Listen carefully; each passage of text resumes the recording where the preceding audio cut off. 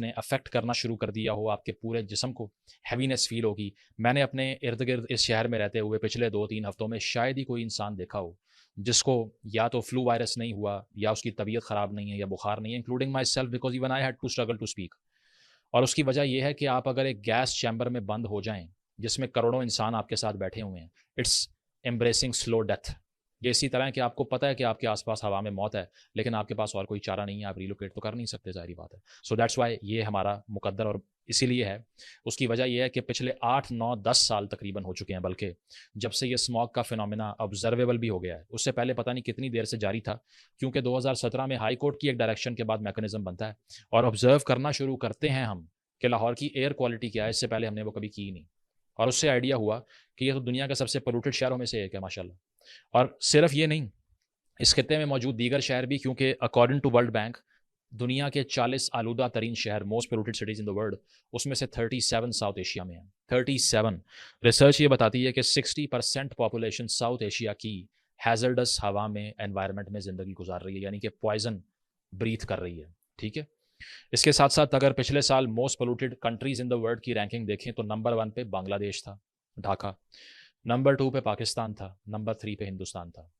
Air quality index जो recommend करता है WHO, जो गुड कैटेगरी में आता है, यानी कि अच्छी एयर क्वालिटी, वो है 50। ठीक है, AQI। हैजर्डस WHO कहता है 150 है, 150। लाहौर इस साल कितने को टच कर चुका है?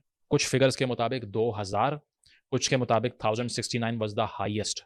एज आई स्पीक अब भी 800 है इस शहर में बैठे हुए। ठीक है, तो हैजर्डस है 150 और लाहौर में एवरेज चल रही है 1000। पिछले साल दिल्ली ने 1000 को टच किया था। ठीक है, मुल्तान का इस साल 2135 रिकॉर्ड हुआ एक बार, 2135। किधर 150, किधर 2000, 10-10, 20-20 गुना ज़्यादा हैजर्डस जो बेंचमार्क है उससे ऊपर गए हुए हैं। सही है। और इसके अलावा अगर बात की जाए क्या चीज़ ये कॉज करती है एक्चुअली, तो इसको कहते हैं PM 2.5, पार्टिकुलेट मैटर 2.5। इसकी डेफिनेशन ये है कि ऐसा मैटर जो कि डायमीटर में 2.5 या इससे छोटा हो, सही है, और इतना टाइनी होता है ये कि ये इनहेलेबल होता है। आप मैटर को सांस के जरिए अपने जिस्म में ले जाते हैं। आगे क्या होता है, ये PM 2.5 आपकी ब्लड स्ट्रीम में आपके खून का हिस्सा बन जाता है। आपके लंग्स के जो टिश्यूज़ हैं उनको अफेक्ट करता है, कैंसर क्रिएट करता है। इसके अलावा सांस की बीमारियां पैदा करता है, बच्चों के अंदर इम्पेयरमेंट पैदा करता है। इस साल भी पंजाब में, पाकिस्तान में हज़ारों बच्चे नमूनिया से मरे हैं। उसमें से एक रीज़न ये स्मॉग है। सही है। और इसके अलावा अगर देखा जाए इसका जो डैमेज होता है वो ये है कि over the generations you will lose many years of your life.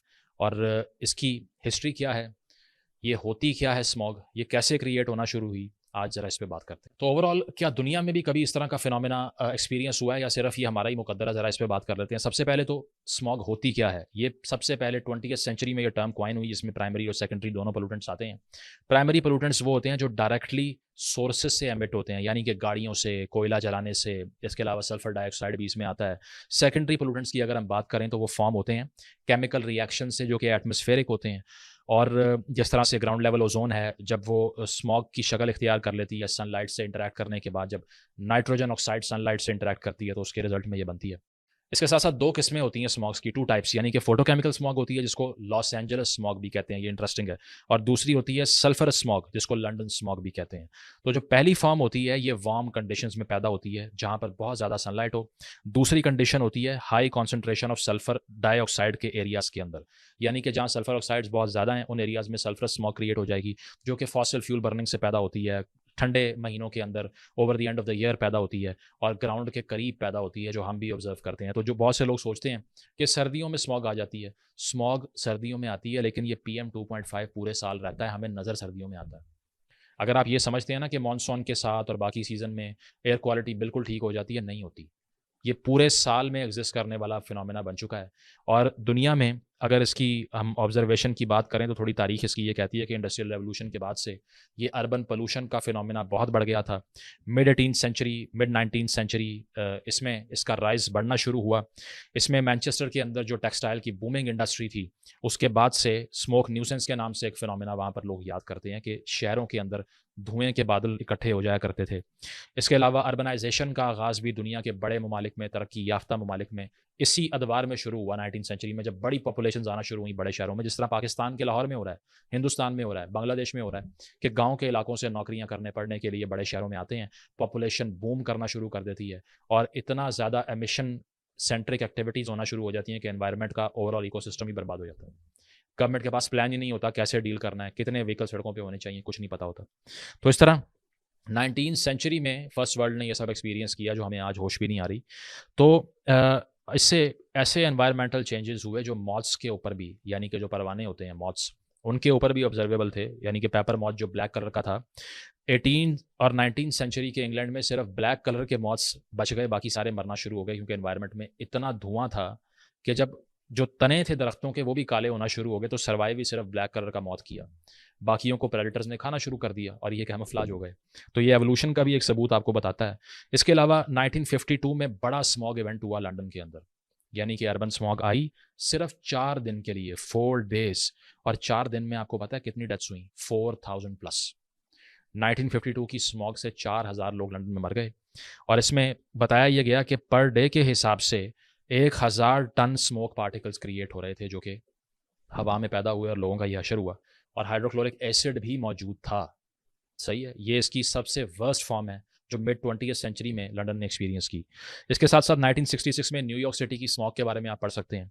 वहाँ पर नवंबर 23 से 26 यहाँ भी सिर्फ 4 दिनों के लिए स्मॉग आई थी और तकरीबन 200 लोगों की जानें गई, 168 के करीब। तो वहाँ पर भी इसके बाद क्या हुआ, लेजिस्लेशंस की उन्होंने, अपने एनवायरनमेंट को ठीक करने के लिए कानून साजियाँ की। क्लीन एयर एक्ट आया 1956 में जिसमें स्मोक फ्री जोन्स बनाए गए 1956 में, ठीक है। इसके अलावा बहुत सी लेजिस्लेशंस आप देख सकते हैं, इस वक्त स्क्रीन पे भी चल रही होंगी, 60s और 70s में की गई, जिसमें prevention of smoke generation create की गई, जिसमें ये इंश्योर किया गया कि धुआं जो है इसका खराज कंट्रोल किया जाए। अब ये सारा कुछ दुनिया मिड 20th सेंचुरी में एक्सपीरियंस कर चुकी है, लेकिन हमने एयर क्वालिटी की पैमाइशी 2017 के बाद से एक्टिवली शुरू की है। इससे पहले पब्लिक अवेयरनेस एग्जिस्ट ही नहीं करती थी। अब आ जाएं इन फैक्टर्स की तरफ जो साउथ एशिया के अंदर स्मॉग को क्रिएट कर रहे हैं और करोड़ों लोगों की ज़िंदगियों को खतरे में डाल रहे हैं। तो पहला टेम्परेचर इन्वर्जन्स हैं, यानी कि इससे स्मॉग पैदा होती है जब गर्म हवा ट्रैप हो जाती है अंडर द कूल एयर और सरफेस के ऊपर आना शुरू हो जाती है। इसके अलावा जोग्राफिकल फीचर भी इस खित्ते के कंट्रीब्यूट करते हैं। उसकी वजह यह है कि अर्बन एरियाज़ जो कि वैलीज़ की शक्ल में एग्जिस्ट करते हैं उसमें एयर ट्रैपिंग्स आ जाती हैं। जिस तरह दुनिया में बहुत से ऐसे शहर हैं जो इस फिनोमेना को एक्सपीरियंस कर चुके हैं। लॉस एंजल्स की बात कर लें, मैक्सिको सिटी की बात कर लें, दोनों वैलीज़ की तरह के शहर हैं, तो वहाँ पर भी एयर ट्रैपिंग्स होती हैं। इसके अलावा व्हीकल एमिशन, यानी कि गाड़ियों से निकलने वाला धुआं बिल्कुल कर्टेल ही नहीं होता, क्योंकि ये वो खित्ता है जहाँ पर कोई पॉलिसी है ही नहीं ऑटोमोबाइल को लेके। अगर हैं भी तो बहुत रिसेंटली आई हैं, या फिर इम्प्लीमेंट नहीं होती, या फिर वायबल नहीं है, या फिर ऑब्जर्वेबल डाटा ही नहीं है कितनी गाड़ियाँ सड़कों पे आनी चाहिए, कितनी नहीं आनी चाहिए, पब्लिक ट्रांसपोर्ट कितना है कितना नहीं है। इसके साथ साथ एनर्जी कंजम्पशन की बात करें तो कोल डिपेंडेंस की वजह से होता है। साथ साथ एग्रीकल्चरल प्रैक्टिसेस के बारे में बहुत बड़ी डिबेट इस मुल्क में भी एग्जिस्ट करती है, लेकिन रिसर्च ये बताती है कि स्मॉग की जो कंट्रीब्यूटिंग फैक्टर्स हैं उसमें सिर्फ 20% फसलें जलाने के बायस होता है, बर्निंग ऑफ क्रॉप्स, ठीक है। इंडस्ट्रियल स्मोक 25% कंट्रीब्यूट करता है, ठीक है। सबसे बड़ा चंक है ट्रांसपोर्ट का, 45%। उस तरफ नहीं आते, आएंगे किस तरफ के वो फसल जलाई जा रही है, जो कि बिल्कुल गलत है। मैं लास्ट ईयर की बात करूं, इवन इस साल की बात करूं ना, तो मैंने लाहौर मुल्तान मोटरवे के ऊपर सारे रास्ते फसलों को अपनी आंखों से जलते हुए देखा। मेरे पास वीडियोस पड़ी हुई हैं जो मैंने अपने हाथ से बनाई हैं, और मैं आकर लोगों को दिखा रहा था, सेंड कर रहा था व्हाट्सएप ग्रुप्स में कि ये देखें ये आपने क्या पॉलिसी बनाई है क्रॉप बर्निंग के खिलाफ। तो उसके बावजूद कुछ हो नहीं रहा था, जिसकी वजह से अब तक यहाँ फसलें जलाई जाती हैं। और फसलें क्यों जलाई जाती हैं?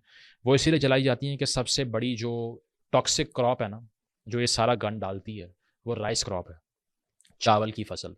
अब उसमें क्या होता है कि चूंकि मार्केट में बहुत इंस्टेबिलिटी है, फर्टिलाइज़र की प्राइस कभी ऊपर जा रही है कभी नीचे आ रही है, गवर्नमेंट वो सही रेट पे बाय नहीं कर रही, किसानों को सब्सिडी मिल नहीं रही, तो इसीलिए वो कोशिश करते हैं कि जल्दी से फसल काटने के बाद जो पीछे उसके रिमेन्स रह जाते हैं उसको क्लियर करके फ़ौरन दोबारा कल्टिवेशन शुरू करें। अब अगर वो सारा स्टबल यानी कि भूसा जो होता है वो हाथों से काटेंगे, मशीनरी से काटेंगे, अलग करेंगे, उठाएंगे, डंप करेंगे, तो वो समझते हैं बहुत बड़ी एक्सरसाइज है, मार्केट का बहुत सा पीक टाइम लूज़ हो जाएगा, हमसे कौन खरीदेगा चावल बाद में। और इनसिक्योरिटी ऑफ द फार्मर्स इतनी ज़्यादा है कि वो किस चीज़ को रिजॉर्ट करते हैं, वो आग लगा देते हैं ताकि जल्द अज जल्द एक दिन के अंदर अंदर फसल जल के क्लियर हो जाएगी और कल्टीवेशन के लिए तैयार हो जाएगी। लेकिन उससे जो धुआं होता है वो इतने बड़े स्केल पे एमिट होता है ना कि वो कंट्रोल करना अजाब बन जाता है। और यही सूरत हाल भारतीय पंजाब में, नॉर्थ इंडिया के अंदर और पाकिस्तानी पंजाब में मैंने अब खुद यहाँ पर देखी हुई है, वहाँ पर भी होती है। और एक रिसर्च के मुताबिक जो पाकिस्तानी पंजाब के अंदर एयर पोल्यूशन है वो 30% कंट्रीब्यूट करती है इंडियन पंजाब की पोल्यूशन में, यानी कि ट्रांस नेशनल पोल्यूशन। और तो हम यहाँ से वहाँ कुछ भेजते नहीं हैं, ट्रेड करते नहीं हैं, ना वहाँ से यहाँ कुछ आता है, लेकिन दोनों मुल्क ये इंश्योर ज़रूर करते हैं कि एक दूसरे की पोल्यूशन को ज़रूर शेयर करें। इसके अलावा कुछ ऐसी रिसर्च भी हैं जो कहती हैं कि नॉर्थ इंडिया के अंदर जो फसलें जलाई जाती हैं उसका धुआं यहाँ पर आता है, लेकिन it's not the entire matter, it's 10 to 20%। What about the rest? 80-90% का क्या करना है उस पर बात ही नहीं करते। पॉलिटिशियंस ब्लेम गेम खेलते हैं कि वहाँ इंडिया से आ रहा है, इंडिया वाले कहते हैं पाकिस्तान से आ रहा है। और इंटर स्टेट राइवलरीज भी हैं कि हर स्टेट एक दूसरे को ब्लेम करती है कि उसकी वजह से हुआ, उसकी वजह से हुआ, जिम्मेदारी कोई लेता नहीं है। मर कौन रहा है? आम आदमी और आम आदमी के बच्चे। हालांकि आप ये देखें कि साउथ एशिया कोई मैसिवली इंडस्ट्रियल जोन नहीं है, ना ये फर्स्ट वर्ल्ड है। यहाँ पाकिस्तान के तो कार्बन एमिशंस ही इतने ज़्यादा नहीं है, उसकी वजह कि यहाँ कोई इंडस्ट्री लगेगी तो कार्बन एमिशंस का में इजाफा होगा ना। फिलहाल तो जो हमारा फुटप्रिंट है वो उस गाइडलाइन से कम है जो कि इंटरनेशनली फॉलो की जाती है। लेकिन उसके बावजूद ये एनवायरमेंटल फिनोमेना इतना पाकिस्तान को हर्ट कर रहा है कि शायद इससे बड़ी इस वक्त कोई ख़तरा पाकिस्तान को नहीं है। इसको एक वायलेंट क्राइम की तरह देखना चाहिए। जिस तरह किसी वायलेंट क्राइम से मैस स्केल के ऊपर लोग मर जाते हैं, इसी तरह ये भी तो मैस स्केल पे लोगों को मार रही है। रिसेंटली आपने 26वीं आईनी तरमीम पास की है, इतनी बड़ी डिबेट हुई, लेकिन उसका एक आर्टिकल कह रहा था कि हर शहरी का हक है कि वो साफ़ फ़ज़ा में और एक प्योर एनवायरनमेंट में, साफ़ सुथरे माहौल में ज़िंदगी गुजारे। What about the implementation of that? No debate whatsoever. तो जो इंडो गैंजेटिक प्लेन्स हैं, यानी कि लो लैंड एरिया है जिसमें नॉर्दर्न इंडिया आता है, पाकिस्तान आता है, बांग्लादेश आता है, यहाँ पर जो फ्लैट टरेन्स हैं ये एयर पोल्यूटेंट्स को एक्यूमुलेट कर लेती हैं। उसके वजह यह है कि आप इसके अराउंड अगर आप देखें, दुनिया के हाईएस्ट माउंटेन रेंजेस हैं, तो ये एक बहुत बड़ा जोग्राफिकल डिसएडवांटेज है, पहली चीज़। दूसरा, हिमालयन माउंटेन्स यानी कि हिमालय का जो पहाड़ी सिलसिला है, अब इससे क्या होता है कि वेदर पैटर्न्स अफेक्ट होना शुरू हो जाते हैं। साथ साथ ये कि एयर पोल्यूशन ट्रैप हो जाती है। जब ठंडी हवा सेटल करती है दिल्ली में, स्पेसिफिकली दिल्ली और लाहौर में, तो फिर क्या होता है कि क्रॉप बर्निंग से और ऑटोमोबाइल के सारे कचरे से और गंद से वो सारे पोल्यूटेंट्स इस ठंडी हवा में मिक्स हो जाते हैं, स्टैगनेटेड हवा पैदा हो जाती है और सवियर स्मॉग का फिनोमेना जन्म लेता है। तो इसका डायरेक्टली ताल्लुक जो है वो जियोग्राफी से भी है। ह्यूमन एक्टिविटी अपनी जगह, लेकिन जो लोग कह रहे हैं कि 100% ह्यूमन एक्टिविटी है, ऐसा भी नहीं है। सही है। इसके अलावा क्रॉप बर्निंग का मैंने आपको बता दिया, पाकिस्तान में होती है, बांग्लादेश में होती है, इंडिया में होती है, पंजाब में होती है, नॉर्थ इंडिया में होती है। एक और बहुत बड़ा फैक्टर ग्राउंड वाटर डिप्लीशन का है, यानी कि जो ज़मीन की सतह के नीचे पानी है वो ग्रेजुअली डिप्लीट होना शुरू हो जाता है उन जगहों पर जहाँ पर क्रॉप्स कल्टीवेट की जाती हैं, फसल उगाई जाती है, काश्तकारी की जाती है। उससे क्या होता है कि वेजिटेशन का कवर कम होता है और वेजिटेशन का कवर नेचुरली एयर पोल्यूशन को फिल्टर कर देता है। जब पानी कम होगा, वेजिटेशन कवर कम होगा, तो पोल्यूशन को भी फिल्ट्रेशन करना पॉसिबिलिटी उसकी कम होना शुरू हो जाएगी। तो नेचुरल हैबिटेट ही अफेक्ट होना शुरू हो गया ना। पॉपुलेशन बूम तो कंट्रोल नहीं हो रहा। माशाल्लाह इस पूरे खित्ते के अंदर बच्चे पैदा करने के अलावा किसी का कोई काम नहीं है। तो इसीलिए अब अगर उनको रिसोर्सेज प्रोवाइड करने हैं तो आपको उतनी कल्टीवेशन चाहिए, उतना पानी डिप्लीट होगा, उतनी पोल्यूशन बढ़ेगी। साथ साथ deforestation is a massive issue. Lahore की अगर मैं बात करूं तो पिछली गवर्नमेंट के अंदर जो special assistant to prime minister थे अमीन असलम साहब, उन्होंने ये कहा था कि लाहौर ने पिछले 20 सालों में, ये गौर से सुनिएगा, 20 सालों में 70% ट्री कवर लूज कर दिया। यानी कि जितने दरख्त थे लाहौर के अंदर उसमें 70% डिक्लाइन आया पिछले 20 सालों में। क्या वजह है? पुल, सड़कें, हाउसिंग सोसाइटियाँ और हॉरिजॉन्टल डेवलपमेंट का अंबार है। जहाँ पर भी ग्रीन एरियाज थे उनको डिमोलिश करके सोसाइटियाँ बना दी, फाइलें बेच दी, पैसे जेब में डाले, बाहर चले गए। बस ये है भाई। डेवलपमेंट का मैं बहुत बड़ा हामी हूँ, उसके अलावा कोई भी गवर्नमेंट अपनी लेजिटिमेसी को सॉलिडिफाई नहीं कर सकती, इस्टेब्लिश नहीं कर सकती। ये कह नहीं सकती कि हमने मुल्क के लिए कुछ किया जब तक वो डेवलपमेंट ना करें, लेकिन उसको प्लान तो करो यार। Couple that with green initiatives as well, जो कि करते ही नहीं है, अब आकर किए जा रहे हैं, वो हम डिस्कस करते हैं। लेकिन इस सारी सूरत हाल से इतना ट्री कवर जब लूज होता है तो क्या एनवायरनमेंट को फ़र्क ही नहीं पड़ेगा? जब लाहौर की आबादी तकरीबन 2-2.5 करोड़ से ऊपर जा चुकी है, जो कि फैक्ट्स एंड फिगर में एग्जिस्ट ही नहीं करती वैसे, तो क्या 70% ट्री कवर लूज होने से फ़र्क पड़ेगा ही नहीं? उसका यही रिजल्ट है कि अभी बाहर जाएं तो गले के अंदर खराश आ जाती है 2 मिनट के अंदर, आंखों में चुभन शुरू हो जाती है, आंखें लाल होना शुरू हो जाती हैं लोगों की, क्योंकि इतनी विजिबल स्मॉग है कि आप खिड़की खोलें तो धुएं की फॉर्म में पार्टिकल्स अंदर आना शुरू हो जाते हैं। तो अब आते हैं कि सॉल्यूशन इसका कैसे निकाला जाए। पहली चीज़ तो ये है कि अगर ट्रांस बॉर्डर एक्टिविटी है जो कि बांग्लादेश में हो रही है, भारत में हो रही है, पाकिस्तान में हो रही है, तो फिर आपको एक रीजनल कोऑपरेशन चाहिए इसको ख़त्म करने के लिए। अपने पॉलिटिकल बाइसेस को साइड पे रख के एक दूसरे से कोऑपरेट कीजिए, ताकि बच्चे चाहे हिंदुस्तान के मरें या बांग्लादेश के या पाकिस्तान के मरें, हैं तो इंसान ना। उसको ठीक करने के लिए आपस में बात करें। मरियम नवाज़ साहिबा जो कि पंजाब की वज़ीर आला हैं, अभी एक दिवाली के इवेंट पे उन्होंने ये बोला था कि हमें एनवायरमेंटल डिप्लोमेसी चाहिए हिंदुस्तान के साथ। उन्होंने कहा था कि हवा का कोई बॉर्डर नहीं होता। यही बात है कि जब तक आप बात नहीं करेंगे कि कैसे पॉलिसी फॉर्मेशन करनी है, इम्प्लीमेंटेशन करनी है, वहाँ क्रॉप बर्निंग के खिलाफ क्या होगा, यहाँ क्या होगा, एनवायरमेंटल लॉकडाउन्स लगाए जाएंगे, जब तक ये नहीं होता ये सूरत हाल कर्टेल नहीं हो सकती। हिंदुस्तान के अंदर भी मैंने फॉलो किया डिबेट जो इस पर चलती है, वो फैक्चुअल नहीं होती। सुप्रीम कोर्ट ने इस बार वहाँ पर रिसेंटली दिवाली से 1-2 दिन पहले ये कह दिया कि कोई भी फायरवर्क्स यूज़ नहीं करेगा। इम्प्लीमेंटेशन उसकी ऑलमोस्ट हो नहीं पाई क्योंकि कल्चरल फेस्टिवल है, लेकिन वहाँ पर भी जो लोग दिवाली को ब्लेम कर रहे हैं 90% वो गलत है। उसकी वजह ये है कि ये कंट्रीब्यूटिंग फैक्टर 10 to 15% है सिर्फ, बाकी का आपने क्या करना है। तो आप दिवाली को भी टारगेट नहीं कर सकते। पाकिस्तान के अंदर अगर हम बात करें तो यहाँ पर हम सिर्फ क्रॉप बर्निंग को टारगेट नहीं कर सकते। तो पहली चीज़ ये है कि अवेयरनेस कैंपेन रन करें कि लोगों को समझाएं कि ये है क्या, इसमें ऑटोमोबाइल जो चलती है उसकी व्हीकल पॉलिसी फॉर्मेशन की कितनी ज़रूरत है, धुआं देने वाली गाड़ियों को बंद करने की कितनी ज़रूरत है। पंजाब के अंदर होने वाले इनिशिएटिव्स की मैं बात करूं पाकिस्तान में, तो ग्रीन लॉकडाउन्स लगाने का ऐलान किया जिसमें कंस्ट्रक्शन रिस्ट्रिक्ट की जाएगी। इसके अलावा कमर्शियल जनरेटर्स को बैन किया जा रहा है। 2500 जो गाड़ियां हैं उनको ग्राउंड किया गया, 300 FIRs की गई क्रॉप बर्निंग के खिलाफ, लेकिन इसको परसिस्टेंस में चलाना पड़ेगा। रिसर्च ये बताती है, अब ये बहुत ही पेसिमिस्टिक रिसर्च है, कि अगर आप फुल इम्प्लीमेंटेशन भी कर लें तमाम पॉलिसीज़ की, तब भी सिर्फ 4% पोल्यूशन कम होगी बाय 2030। इतना बड़ा मैसिव स्केल हो चुका है इसका। आप तो अभी शुरू भी नहीं हो रहे, तो यहाँ पर देखिए कि स्टैट्स क्या कह रहे हैं। इसका मतलब है हमारी ज़िंदगियों में तो शायद हम साफ हवा देख ही ना सकें इस खत्ते के अंदर। और इसका सोल्यूशन कुछ लोग बताते हैं एयर प्योरीफायर लगवा लो। पाकिस्तान की मैं बात कर रहा हूँ, मुझे बाकी मुल्कों का नहीं पता। इस वक्त पाकिस्तान में एक फैमिली के लिए घर में रहने वाला air purifier on average 70 to 75,000 rupees का है। कितने लोग हैं यहाँ पर जो अफोर्ड कर सकते हैं इसको? ये तो कुछ लोगों की 3 महीने की सैलरी बता रहा हूँ मैं। तो वो एयर प्योरीफायर लगाएंगे घर के अंदर 24 घंटे चलने के लिए? सही है, नहीं हो सकता। नई लॉन्ग टर्म सोल्यूशन। और इंडोर पोल्यूशन का तो कोई हिसाब ही नहीं है ना, वो तो कोई मेजर भी नहीं करता कितनी है। हमें नहीं पता कमरों के अंदर हम क्या सांस ले रहे हैं, क्या कर रहे हैं। दूसरी चीज़ ये है कि इससे जो डिजीज़ होती हैं, जिसमें ब्रोंकाइटिस है, एज़मा है, कार्डियोवास्कुलर डिजीज़ हैं, इसको भी ख़त्म करने के लिए डॉक्टर्स की रिकमेंडेशंस को फॉलो करना पड़ेगा। सही है। साथ साथ ये कि क्लाउड सीडिंग यानी कि आर्टिफिशियल रेन्स भी एक टेम्परेरी सोल्यूशन हो सकता है। ये चाइना ने भी यूज़ किया है, UAE भी इसको यूज़ करता है, पाकिस्तान ने भी दिसंबर 2023 में यूज़ किया था, लेकिन 35 से 40 करोड़ की कॉस्ट आई थी एक मरतबा ये करने के लिए। मसला यही है कि पैसे नहीं हैं इतने। उससे होता क्या है कि आप सब्सटेंस इंट्रोड्यूस करवाते हैं क्लाउड्स के अंदर, जो कि प्रेसिपिटेशन को स्टिमुलेट कर देता है और बारिश शुरू हो जाती है। टेम्पररी तौर पे हवा थोड़ी सी बेहतर होती है, लेकिन ये परमानेंट सोल्यूशन नहीं है। इसके बावजूद PM 2.5 जो मैंने स्टार्ट में बताया, वो इससे कम हो सकता है, विजिबिलिटी बेहतर हो सकती है, हेल्थ रिस्क कम हो सकता है। तो इसकी तरफ भी फोकस करना पड़ेगा कि आप फिर छोड़िए कॉस्ट को। अगर आपने ज़िंदगी बचानी है, then do this persistently, you have to do this. इसके अलावा सोल्यूशन तो कोई नहीं है। इसके अलावा क्लीन टेक्नोलॉजी में इन्वेस्टमेंट यहाँ पर नहीं होती। कितनी इलेक्ट्रिक गाड़ियाँ पाकिस्तान में चल सकती हैं? EV स्टेशंस तो है नहीं यहाँ पे। पूरे पंजाब के अंदर मुझे बता दें, लाहौर इस्लामाबाद मोटरवे के अलावा, लाहौर में 2-3 जगहों पे, उसके अलावा कोई चार्जिंग स्टेशन भी लगाया है आपने? कौन इलेक्ट्रिक गाड़ियाँ खरीदे यहाँ पे? दूसरी चीज़, सबसे बड़ा अजाब, पब्लिक ट्रांसपोर्टेशन है ही नहीं। लाहौर में किसी स्कूल के बाहर खड़े हो जाएं जो अपर मिडिल क्लास या एलीट स्कूल है, हर बच्चे को लेने के लिए एक 3000 सीसी गाड़ी आएगी जिसमें एक बच्चा बैठा होगा। अंबार लगा हुआ है, सड़कें ब्लॉक हैं, ट्रैफिक फ्लो नहीं कर रही। लाहौर से बेहतर सड़कें इस वक्त पूरे पाकिस्तान में नहीं है। ये मैं कह रहा हूँ आपको विदाउट एनी पॉलिटिकल बाइस। कोई डिसएग्री करता है तो तस्वीर दिखा दे अपनी। इस्लामाबाद की मैं इसलिए बात नहीं कर रहा, वो प्रोविंस नहीं है। सही है। तो उसके बावजूद ट्रैफिक फंसी हुई है, सिग्नल फ्री है आधा शहर उसके बावजूद, क्योंकि आपने पब्लिक ट्रांसपोर्ट को किया ही नहीं प्रमोट। इससे पहले एक पार्टी ने आके कहा जंगला बस, मेट्रो बस को, ठीक है, डिस्करेज कर दिया उसको मजीद। और जो हमने यहाँ पर बनाई उसको भी बढ़ाया नहीं मजीद, उसका एम्बिट नहीं बढ़ाया।